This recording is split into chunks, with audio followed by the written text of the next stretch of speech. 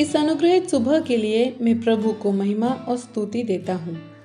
प्रभु यीशु के नाम की विशेष वंदना भी मैं अपने प्रिय लोगों को पेश करता हूँ। मरकुस द्वारा रचित सुसमाचार उसका 4 अध्याय और 20वां वचन। और जो अच्छी भूमि में बोए गए ये वे हैं जो वचन सुनकर ग्रहण करते और फल लाते हैं, कोई 30 गुना, कोई 60 गुना और कोई 100 गुना। इस अनुग्रहित वचन को आधार मानकर अंगीकार करना या ग्रहण करना, इस शीर्षक के साथ हम अपना ध्यान प्रारंभ करें। समुद्र के किनारे प्रभु यीशु के चारों ओर इकट्ठी हुई भीड़ से स्वर्ग राज्य के विषय में उपमा देकर प्रभु यीशु बात कर रहे थे। फिर जब अकेले रहते हैं तो शिष्य लोगों से बात करते समय वे उन उपमाओं का अर्थ उन्हें समझाते हैं। मिट्टी में बोया गया वचन 30, 60 और 100 गुना फल लाते हैं।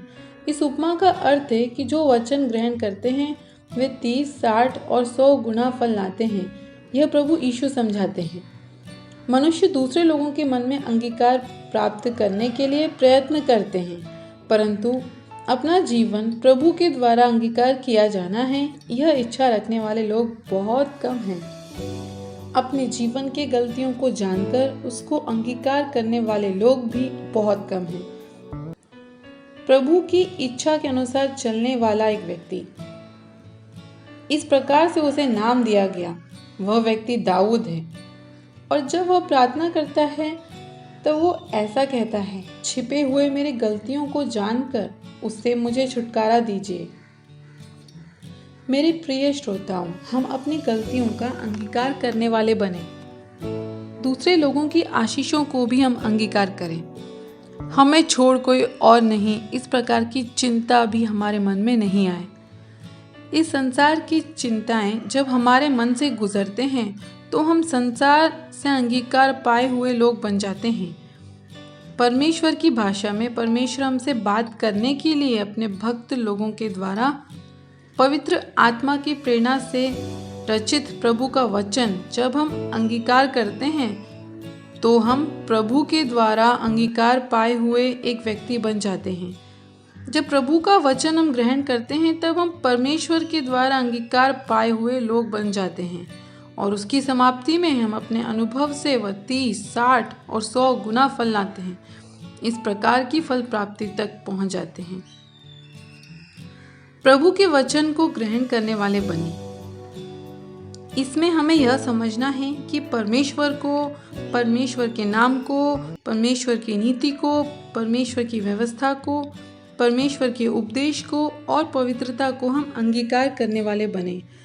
हम जो अंगीकार करते हैं उस वचन की शक्ति है या फिर उस अंगीकार किए हुए वचन की प्राप्ति है कि हम 30 गुना से 100 गुना पहुंचने की एक पूर्णता की एक बढ़ी हुई अवस्था में पहुंचते हैं।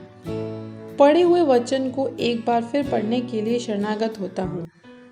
और जो अच्छी भूमि में बोए गए ये वे हैं जो वचन सुनकर ग्रहण करते हैं और फल लाते हैं, कोई 30, कोई 60 और 100 गुना फल लाते हैं।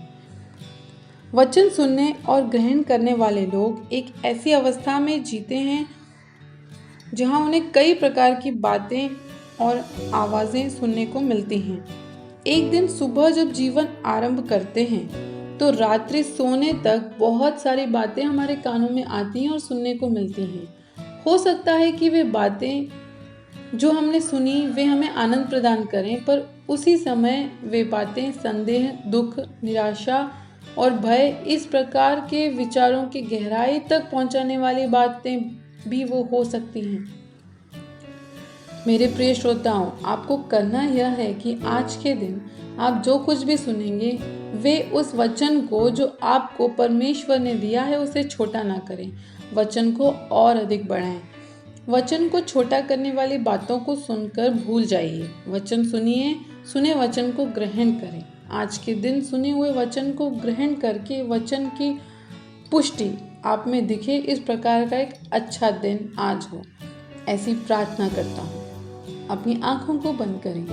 पवित्र परमेश्वर, हमारे स्वर्गीय पिता, हमारी गलतियों को हमें ग्रहण करने, हमारे जीवन के पराजय की वजह को परमेश्वर की संगति में बैठकर समझने के लिए प्रयत्न करें ऐसा स्वभाव हमें दीजिए।